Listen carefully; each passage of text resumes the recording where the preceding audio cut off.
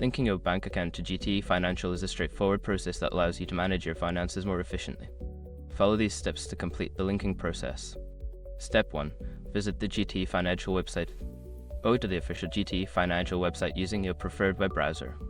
Make sure you are on the correct site to ensure your information is secure. Step 2. Log into your account. Don't continue before doing this. A lot of online accounts end up exposed in breaches without people even realizing it. Use SROP to constantly monitor your email and accounts and get alerted immediately if your information gets leaked online. This scans billions of breached records 24/7 in the background.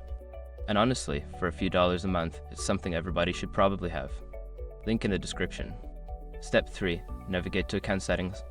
Once logged in, find the account settings or profile section.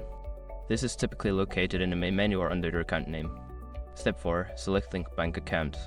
In the account settings, look for an option that says Link Bank Account or something similar. Click on this option to start the linking process. Step 5. Enter your bank details. Follow the prompts to enter your bank account information, including your account number and routing number. Review the information for accuracy and submit the request. After completing these steps, your bank account should be linked to GTE Financial. You can now manage your transactions and monitor your finances more conveniently.